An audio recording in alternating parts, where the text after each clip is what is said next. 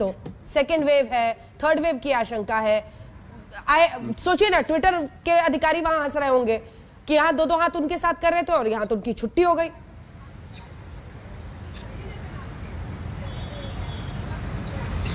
देखिए, क्योंकि एक लाइन कही कांग्रेस की प्रवक्ता ने, तो एक लाइन से पहले मैं भी उत्तर दे दूं। एक गाना है ना अंजना जी, 4 बज गए पार्टी अभी बाकी है, तो उसी को थोड़ा सा संशोधित कर दे कांग्रेस के लिए अंजना जी। 4 ही बज गए पार्टी अभी बाकी है, और बीजेपी कह रही है 300 हो गए, ये तो अभी झांकी है। इसीलिए इनको ईर्ष्या होती है, जलन होती है। और एक एक करके मैं उत्तर दे दूं। सबसे पहले इन्होंने कहा कि बदलाव किया है, इसका मतलब ये मंत्री योग्य नहीं थे। और नींव क्या होती है, नींव की बात करी। हाँ। तो देखिए, अब ये सुनिएगा बड़े ध्यान से। यूपीए 1 में होम मिनिस्ट्री में शिवराज पाटिल जी, याद करिए किस तरह से 26/11 का दुर्भाग्यपूर्ण एक हमला हुआ मुंबई का, और उसके बाद वो सूट बूट पहन के आ गए थे और वहां पे बदलाव हुआ, पी चिदम्बरम आए। 2009 और 14 में यूपीए 2 में पी चिदम्बरम को बदल के सुशील कुमार शिंदे आए। ये तो गृह मंत्रालय। उसके बाद वित्त मंत्रालय पे आते हैं। पी चिदम्बरम थे, बदल के प्रणब मुखर्जी आए, और यूपीए 2 में प्रणब मुखर्जी को बदल के फिर से पी चिदम्बरम आ गए।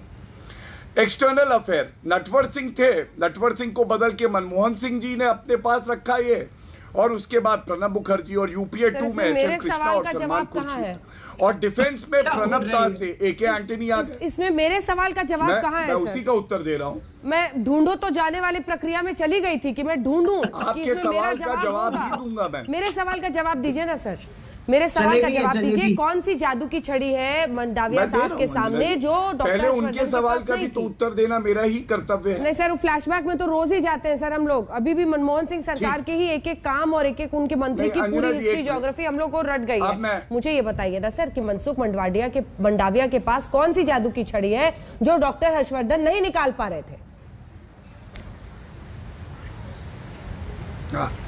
अंजना जी, मैं फिर से एक बात बिल्कुल स्पष्ट करूं कि कोई मंत्री अगर हटता है मंत्री परिषद से और उसको संगठन की जिम्मेदारी दी जाती है, या इस बार एक मंत्री हमारे थावरचंद गहलोत जी थे जिनको गवर्नर बनाया गया, इसका ये निष्कर्ष नहीं निकाला जा सकता कि उनके मंत्रालय चलाने में कोई कमी रह गई थी।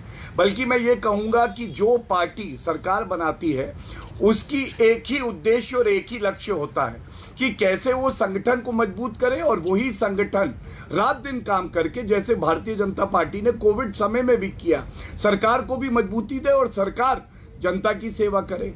हमारी टीम के कैप्टन नरेंद्र मोदी जी हैं, उनका हक है कि वो अपनी टीम को चुने और नई जिम्मेदारी हर नेता को दें।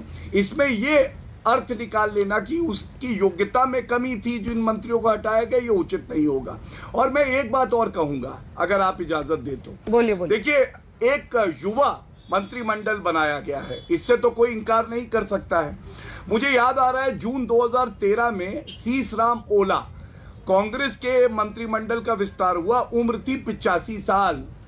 जिनका हिल गया था पुर्जा, उनमें मनमोहन सिंह जी ही ढूंढ रहे थे ऊर्जा। ये हाल था। कम से कम ये तो आप मानेंगे कि नए विचार, युवा, महिला, इस शक्ति के साथ हम एक नए मंत्रिमंडल के भाव से सेवा करेंगे जनता की, और ये तो एक सकारात्मक कदम है। इनको क्यों मिर्ची लग रही है? और एक बात और कहूंगा रविशंकर प्रसाद जी की भी। आपको मालूम है इंटरमीडिएरी रूल्स लाने